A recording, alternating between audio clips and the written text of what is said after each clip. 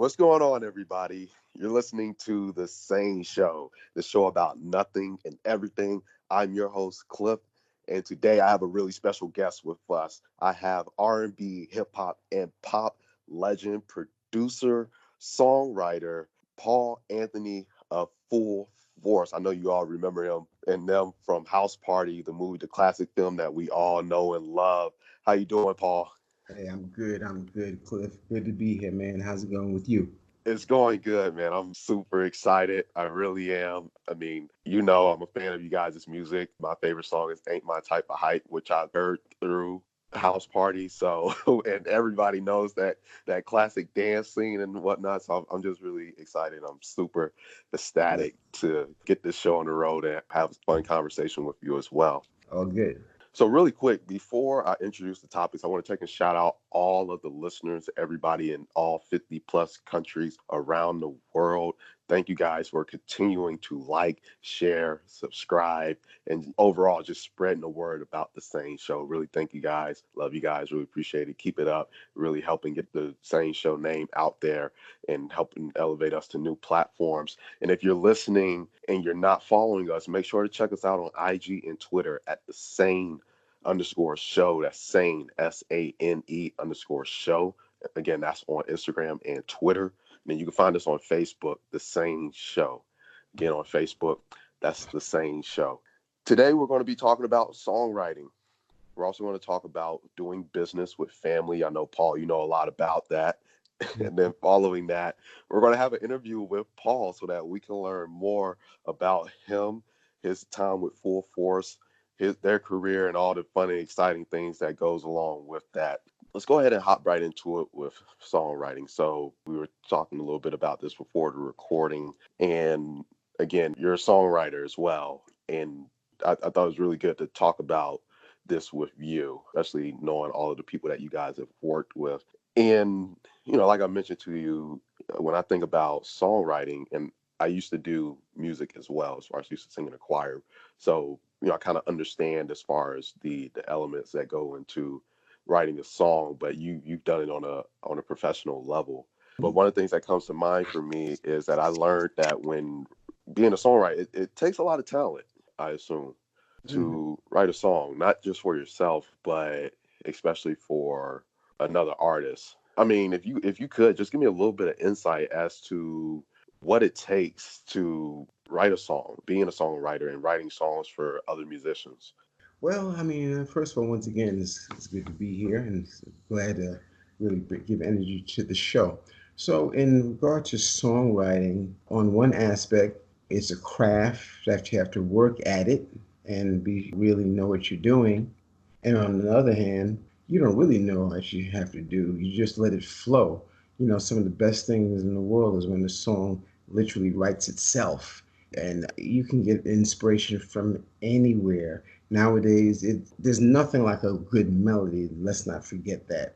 But True. sometimes a song can come from anywhere, any inspiration, and as long as it's catchy or it leaves an imprint in someone's energy or someone's their whole person, then you have a quality song. So I've been writing songs since I was younger. When we were young, Full Force is six guys. It's Paul Anthony, myself, Bow-Legged Lou, B Fine, the three brothers in House Party, then our cousins Baby, Jerry, Kurt, and Shy Shy. We've all had our share of song writing and hits. We've all did that. But as a collective, you always see Full Force.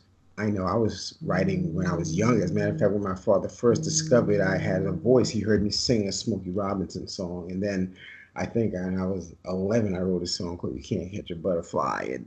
But professionally, it came about just by a story. I think one of my most memorable songs that I wrote or I spearheaded, and the reason why we use spearheaded because in the end, everyone's usually put something in.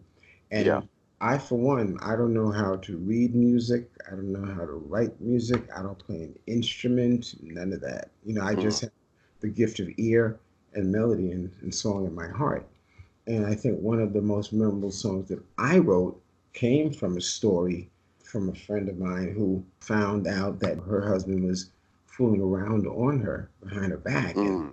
I was still working my 9 to 5, and we would go jogging every Sunday early in the morning. And this particular Sunday, I got there and she was on the stoop crying, and it was a small street in Brooklyn. So the traffic, I mean, the crowd, the cars was going. So I really couldn't make out what she was saying. But I mean, I said, Pam, I mean, you want to try to make up, do things differently? And she said, Paul, I don't got no more damn tears to waste. I'm just all cried out. I don't got no more tears to waste. And a light bulb went off in my head, and I took a pin out of my sock and Hmm. wrote my palm all cried out over you. And let her finish the story. And that's why we went jogging every Sunday. That's why I start the song with all alone on a Sunday morning. Outside I see the rain is falling. But inside I'm slowly dying. And because it was a narrow street in Brooklyn, I couldn't hear everything because the cars were going back and forth. So that's why, but the Uh-huh. traffic was so noisy that you know what I mean? So Yeah. that song just wrote itself. So that came from inspiration just from a conversation. Then so some songs will come from a conversation, some songs will come from real life experiences. You just got to capture the moment. I could totally understand that. And it's funny when you talk about a song coming from the heart, right? Because one of the things I have down here is song lyrics have to be compelling, and I feel like if it comes from the heart, then it's going to be compelling because you're telling a story. I believe that the best songs tell the best story. So being that if I were to hear that song today that you were just telling me about, and now that I know the story behind it, and it would really, I guess it amplifies the lyrics. It gives the lyrics more meaning when you know the story behind it. And those are truly the best songs. We see it a lot now. People write songs. I guess when I talk about the lyrics and the meanings, the substance behind it, I believe that a lot of the songs today compared to the songs back in the day don't have as much substance. And without that substance, the song again doesn't have that meaning, and it doesn't what I like to call have that factor, that it factor to it, right? That Mhm. makes that song unique to the masses or to the people that like the song. That's why certain songs last so long, in my opinion, when I think about that. Even again, I don't mean to keep harping on it, but again, ain't my type of hype, right? Right, Like that. Not only was that the song for the movie, but that song lives outside of the film House Party. right. And I think about the lyrics and just the vibes. Like, it's like, man, that song's about as old as I am, if not older. Yeah, So, I yeah. listen to it and it's like, man, this right here, this is dope. Like, this is a classic. This is a hit. And we all know. So, No doubt, no doubt. Yeah, I mean that was a classic. That one was actually written and spearheaded by Baby Jerry. He started that one. So while we was on the set, he was coming up with that idea, and then we all pitched in. But that was mainly Jerry just leading with that one. And it's a classic, man. I feel so privileged to know that we actually recorded that in 1989. And that's when the movie came out. To know that yeah, it's before my time. you know what I mean? And to know that it's been around so long, I've seen at least 80 different young couples get married to it and dance to it. And I've seen it in the movie, 5 different languages, so it's a blessing. But that's a true testament to the phrase that a good song will live forever. A Yeah. friend of mine who I've had the pleasure of producing, Philip Bailey from Earth, Wind, and Fire, he sings a lyric that's very, very key. There's a song that Earth and Fire did called A Song for You. And he says, sound, it never dissipates. It only recreates in another place and time. And that's exactly it.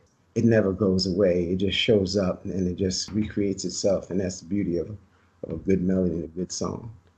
The last thing I want to touch on in this topic, lyrics and instrumental, which a lot of people refer to as the actual production of the song. And one of the things I was thinking about shortly before I started talking to you is the fact that obviously, because I mentioned it earlier too, like the lyrics, good lyrics supersede production or instrumentals.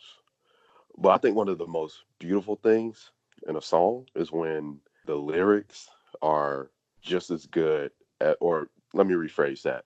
When the production or the instrumental is just as good as the lyrics. 'Cause that's when you know you got a banger or a Mhm. hit. When the two just go together. You know what I mean?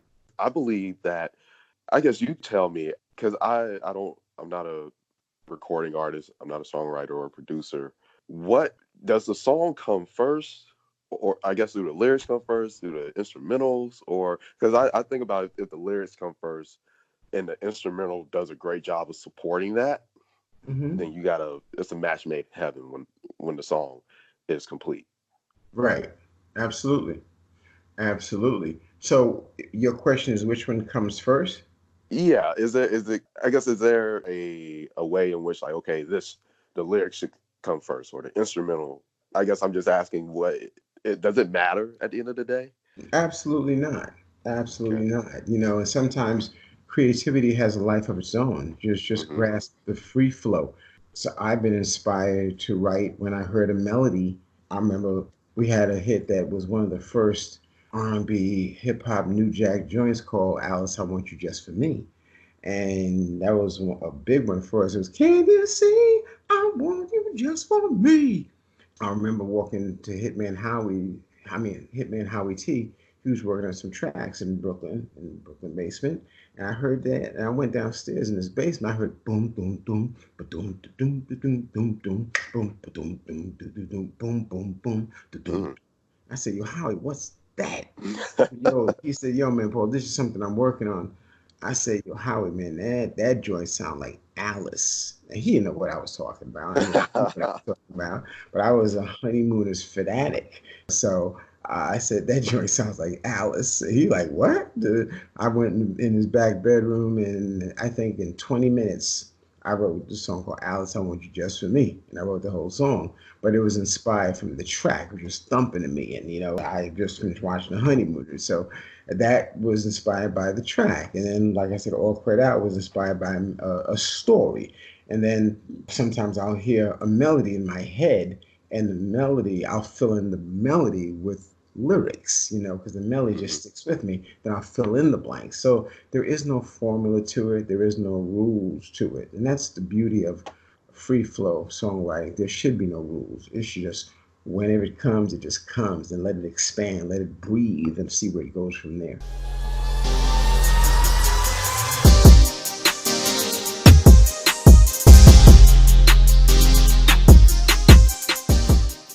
All right, now we're back.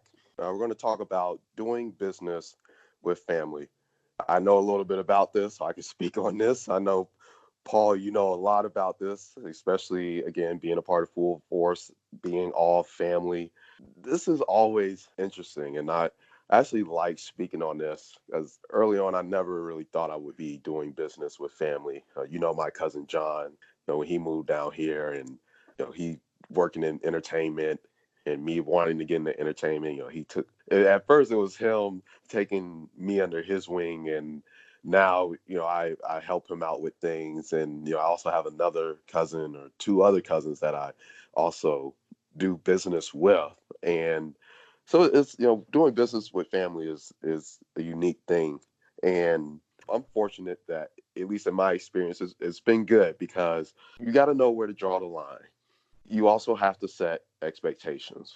And I think too, at least for me, when you're doing business with family, you know these people well, and you have a different relationship as opposed to someone that is just a friend. Like, yes, you still, if they're a business partner and you guys have been working together for years, yes, you have a relationship, but it's not like family. And I just feel like with family, like having that relationship, I believe can help. If done right, it can help.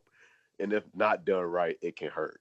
You know where I'm coming from? And Sure. again, that's why I wanted to talk about this because, especially like with Full Force, I'm like, man, at first thinking it was just, the three of you guys.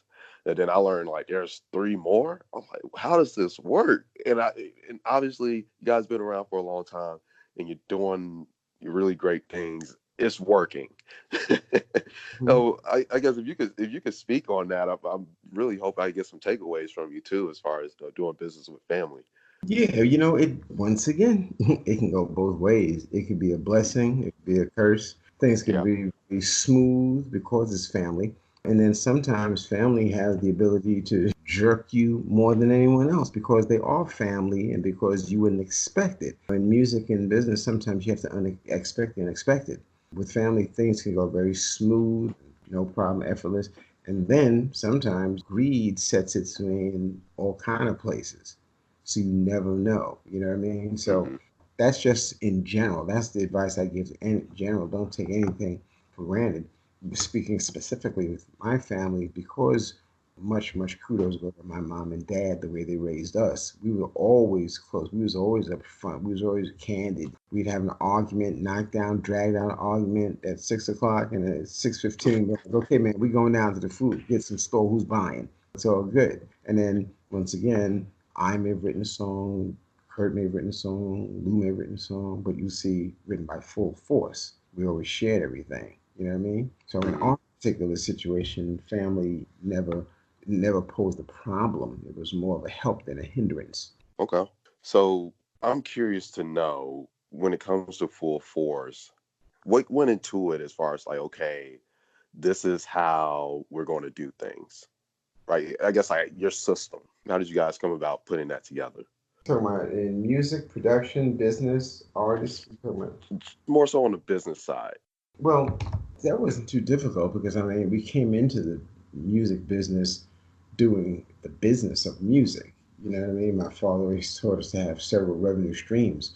So when we came in the business, the artists that we brought to the world, whether it's UTFO with their hit Roxanne Roxanne, the Cheryl Pepsi Riley, her huge hit Thanks to My Child, which we wrote and produced that. Lisa, the biggest artist in America at that time, and we wrote and produced all her stuff. We managed all our artists as well, and we co-managed ourselves with our Okay. late friend Steve Salem. So, we always came in doing the business. That was mainly my thing. I went to school for accounting to get my degree because I figured the best way to kill time until God said my musical ship is about to pull in is to go ahead and get an education. So I wanted to make sure I got an education that I could put to use, and I did. So doing the business, that was always something, that was always a must because I enjoy putting people on stage just as much as I enjoy being on stage. It sounds like because one of the things I'm thinking about is almost like know your role, right? Hmm. Knowing where you fit in and know because everybody has their role too. And Right. so I assume same thing with you guys, like being able to say, because I can even say like with me and John, like there's things that he's better at than I am, and there's things that I'm better at than he is. So when Hmm. we come together and we do what we do, it works because we're not overstepping each other, and we know where we fit in within the puzzle. So I imagine with you guys, it's the same thing. Like everybody has that one thing that they're best at, and then when you guys come together, it's a thing of okay, this is where we all fit within the in the grand scheme of things. Am I right when I say that? Yeah, pretty much. When everyone has their role in what they do. Sometimes they may overlap. There's a Hmm. difference between overlapping and conflicting. There's never been a conflict. There's an overlap. Sometimes never. Oh, okay, you got it covered. Cool. I'm gonna go do this over here. Yeah, okay, I agree with that. When you have that, that's a great thing. And I know communication is important. I guess how is it as far as drawing that line between okay, we're doing business and this is family time or whatever, Mhm. just hanging out. Like, how did that work? Was that a challenge when you guys started doing business together? Also, making music and all the other kind of stuff that you guys do? Was it a challenge? Yeah, as far as like being able to draw that line between, okay, this is business, Hmm. this is leisure. Well, that's hard to say. In my case, speaking for myself, I really didn't have to draw the line because Okay. I wouldn't say leisure. Yeah, I think you mean business and personal. I mean, Yeah, yeah, business and right. personal. Because when it comes to music, when I write, even when I'm flowing and it's fun, it's Hmm. either coming from a personal experience or someone's personal experience, or I take it very personal. You know what I mean? And then once Right. I release it and let it go, then it's no longer mine. So it's gone off to the world. Let God take it where it's going to go. When it comes to managing, I take that very personal. My artists, I manage them. So I've always managed to intermingle the business and the personal And when it was time to not let that, that was easy. Even when acting, even if I'm doing videos, I take that very seriously. My acting role, house party, we take that, very seriously. My father used to say with music, don't sing the song, become the song. So, Right. actually become that, So it never was a problem for us, me particularly, no. That's a very interesting point. I'm going to have to write that one down when you were talking about the song. It starts out personal, but once you put it out there, like that's it. It's not yours anymore. That's You right. put it out in the world, and Yeah. that's a very interesting point.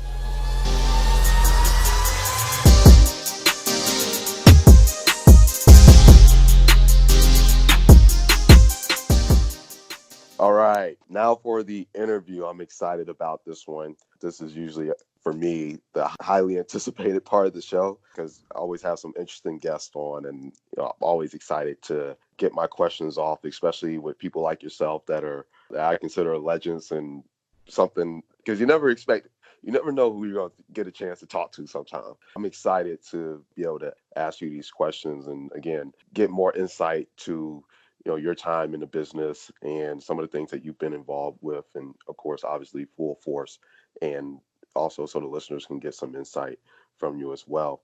So my first question to you is, how does it feel to be a part of a classic film like House Party? Oh man, absolutely didn't see that one coming at all. And once again, it just falls in line with everything we stand for. I mean, people call us legends because a legend stands the test of time. What the work that you put in stands the test of time, no matter how long you've done it. So to be a part of a legendary urban film like a house party, and we were definitely a part of it. We wrote all our lines. We was given free reign by the Hudlin brothers, just do our thing, be creative with our parts, our lines, which we were, our music. We'd get together with them, and not only am I type of hype, but the theme song when the credits is rolling, oh yes, the family is in the house party. We never do that during the shows. We got to do that, man. That was a banger too. You know, but yeah, everybody remembers that, because you hear it going to the bathroom, going to the kitchen, and it's just playing all the time. So be a part of Yeah. something like that is just a blessing to know that people that weren't even born are just loving it and know us. So once again, it extends our life. I know you kind of touched on it a little bit, and I wasn't trying to give too much away, but I couldn't contain my excitement. But how did you guys come up with "Ain't My Type of Hype"? Yeah, well, that was kind of Jerry. Jerry, he keeps his ear to the pulse. Right now, he's a very successful DJ in the state of Florida, in Miami, and yeah, he was just vibing. And with G, I think he comes up with the track because he's a gifted, legendary keyboard player. He's started lots of things, as we all did in the group. So I think he was just rocking, and he came with the bass line, and this, and Jay would just start playing with the verses, and he has a certain style of the way he writes. And Jay was just rocking, and he was you hear a little bit here, a little bit there, and then I think we threw in a few words, but he already set the skeleton in motion, So as we was doing the movie, we described to Jay what it is and what's the flow. He said, "Okay, cool. I know what I'm gonna do," and he just came up with it. I imagine when you guys completed the song, I can imagine it was a moment in which it gets, it's like, you see the behind the scenes of the making of a song, and you see everybody bobbing their head and they jamming out to it, and they just, you can feel the vibe, and like, it's like, oh man, they got a hit. Is that how it felt for you guys too? Like when you complete it and you listen to it from the top and you're like, yo, this is it. This is the Oh one. yeah, yeah. We've had several hits like that. I mean, I can't think of all of them, but off the top, Yeah. I remember the moment we heard Jerry's idea Hmm. to smash over for the Backstreet Boys. But my love is all I have to give. Without you, I don't think I can live. We knew that was a smash, and then we all just started, oh, let's finish this right now. I was writing a song for Lisa, And I knew she didn't like the title, but just from the way the first album did triple platinum and the Hmm. melody we want to take her as an artist, I knew that Head to Toe was going to be an out the box smash. I remember meeting with some of the executives at the label. And I told them that I wonder if I take you home, it's going to be a career breaker. It's going to break her right into the mainstream. I said, you see the song right here? The songs, I wrote a song called All Cried Out. Lisa will be doing this song 40, 50 years from now. And I told them that back in 84, you know? So, I mean, certain things write themselves. And you can tell when Lou came up with the idea of Thanks My Child by Shel Pepsi Riley, when I came up with the idea of Static for James Brown, when B came up with the idea, you know, Can You Feel the Beat? We knew that these songs would really blaze the trail. We could just see it, just felt so easy. Wow, man, that's cool stuff. What was it like writing and producing for big name performing artists? And I got it pulled up here. I mean, you guys worked with the likes of Samantha Fox, Patti LaBelle, Britney Spears, like you, James Brown, you just mentioned, Lisa and the Cult Jam, Backstreet Boys, NSYNC, Lil Kim, Selena, like Mhm. just wow. What was that like? Yeah, I mean, the legendary artists was always wonderful experiences, particularly the legends. One that comes to mind. I mean, I love them all. One that came Hmm. to mind is when we worked with my girl Patty. We were with Patty LaBelle, and that was an amazing. It's a funny story. We were so hot, we didn't have time to actually work with her because we just had artists. I think it was booked up for like 6 months of just artists that we had lined up, Wow. and we got the word that Patty wanted to work with us, and we love her, but we there was no room in the schedule. So this Hmm. Monday, we said, tell Patty we love her very much, but right now we don't have time in our schedule to work her in. So, but we love her. That's what I said on a Monday, and I was working at Sigma Sound Studios on 53rd and Broadway, and 12 o'clock, 1 o'clock in the afternoon, a white super stretched limousine pulls up, and who comes out? Patty LaBelle. Yep, she drove all the way from Philly. And I was like there, I was like Scooby Doo. It was crazy, you know. Right. Sure enough, we went up in the elevator together. She said, "Come on, let's go up." I'm going up too. We went up. Our assistant told everybody because we was occupied in Studio A, B, and C. I think we had Howard Hewitt in Studio A, and we had somebody else in Studio B, and somebody else in Studio C, and we just rocking. We had to shut everything down for 20 minutes and go inside to the lounge.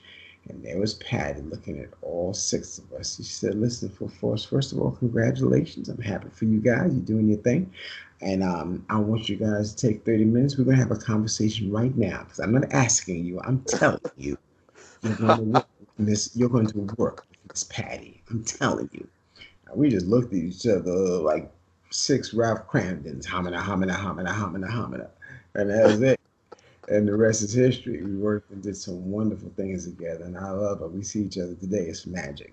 Man, that's Oh that yeah. is that is something. When you said she pulled up, I had it in my mind. Like I bet she said, I kind of knew that was gonna happen. Like she was like, nah. I'm gonna pull up on y'all and I'm gonna give it to you like it is and tell you you gonna work. I'm not asking. I'm telling you. That's it. And to have that kind of demand, that's gotta feel good. Like for somebody to want to do to go to that length to want to work with you, that really speaks volumes. That it really does. Hmm. And so, what's Full Force up to these days? Oh man, we got a few special things coming, man. Of course, there's always a film project in the mix. We got a new single coming really soon. We did a real special tribute to my little brother in heaven, Kobe Hmm. Bryant. We got a song called "The Love of a Hero" / Kobe, originally written for my brother Bow-Legged Lou, who was my bone marrow donor champion, me being a cancer champion. And then I said, let me just twist the lyrics to make it my man Kobe, featuring a new artist of ours, Brian Innerfeld, and we're going to drop that for the summer. It's going to be a special song, man. It really is. Real special song, special video on that one. We got a few other songs coming on some artists. Without question, we have to respect this energy in the air right now called the coronavirus, but we will get through this. And once we do, we're coming out swinging. We're going to definitely doing some special things. The 30-year anniversary of House Party, which is this year, next 30 years. So we're going to be doing some special concerts, man. Shout out to my man, John Jennings. It's going to be real, real special. We have some wonderful support behind it. So you'll see some House Party 30-year anniversary concerts with a Pajama Jammy Jam after party. Y'all do not want to miss that. And then through my Cancer Champion initiative, there'll be certain things. Hip Hop Fights Cancer I'm trying to do. Then you may see Fashion Fights Cancer. We're going to be doing some very special things of that because me being a cancer champion, I've managed to pull all the resources together to beat it. I tell people when you're fighting an elusive enemy, you just can't use one thing. You have to come several ways to fight the enemy. You know what I Right. mean? So it won't just be House Party, but there'll be some things, in terms of being a cancer champion. So I'm really, really excited about that too. And then we got some more music coming, there's actually some talk about a full force film. We got some pretty credible people that's interested in our story. And brother, we have stories. Absolutely. Have to be on the lookout for us. So like a documentary? Yeah, you know what? I Okay. want to say more like a docudrama. Yeah, yeah, Okay. yeah. Let's call it a docudrama. Kind of like my little brother's New Edition. That was documentary, but it was also Yeah. film as well. That sounds like something that'd be cool and definitely worth checking out because, Yes, sir. yeah, it Abs- almost think about like New Edition, the Jacksons, Yep. and it would fall in line with those kinds of films. And I think there's always something interesting especially when you talk about groups as compared to solo artists. Nothing against solo artists, but it makes for a better story because you're talking about multiple people and it's just always something cool. So yeah, man, that sounds really dope, and I'm excited for what's to come. Definitely going to be on the lookout for it. And if you're listening, make sure you look out for Full Force and everything they got coming our way, because when all this passes, this COVID-19 stuff, they coming out with full force. So I had to say that. But Oh, yeah, I really appreciate you, Paul, taking time out of your schedule to take and come on the SANE Show. Really means a lot again because I'm a fan of you guys and love your music. And I didn't even know that you guys had touched people in so many ways, not just through Full Force, but through other artists. So to mm-hmm. know that, like, it's just wow, and it's impressive, and it's good to know that you guys are still going Oh full yeah. speed. And Oh, so absolutely, man. yeah. Don't get it. Nothing's changed, man. I mean, we still take it to the stage the way we did back in the day. Our reputation was infamous in terms of Hmm. how we rocked the stage, energy, live tracks, and nothing's changed. We still do it. And we're coming, man. Still staying in shape.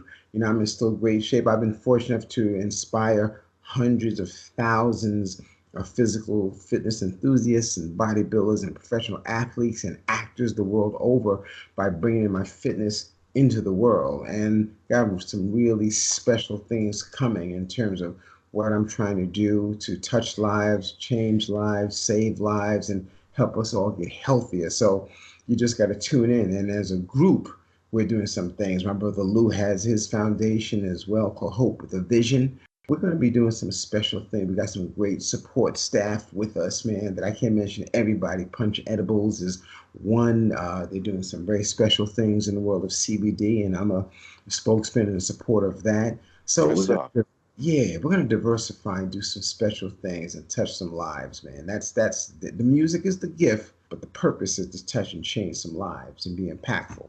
That's the truth. I Yeah. tell you, we can use that energy right now. So Oh yeah, now the time, um, man. So I'm ready for it, man. Definitely, it's all about. I mean, I got so many phrases. One of my phrases, what's going on when it's done, it's going to be about alignment for the assignment. Remember that alignment for the assignment. That's where I'm going with it, man. And those who want to get in touch with us, man. Of course, our main site is fullforceworld.com, where as a group, that's where you can hear and know and see and feel all the things that we're going to be doing. Me directly, I'm on IG, The Real Paul Anthony. My foundation is palivelife.home. Lou, the Hope with a Vision, you can find him. And the Bow-Legged One, you can find him on IG. My brother B Fine. We're all there. We're touchable. We're real. So we're excited about greater tomorrows and new seasons. You guys heard them. If you didn't catch any of that, there's a rewind button. Be sure to go check out Full Force. Check out what they got going on their website. Be sure to go check them out and follow them on IG and any other social media that they have. And, definitely stay up to date with them and be on the lookout of all the cool stuff that they got coming out. Thank you guys for listening. Be sure to follow the SANE Show on social media as well. Continue liking, sharing, and subscribing. Again, you're listening to the SANE Show, the show about nothing and everything. And until next time, we're out.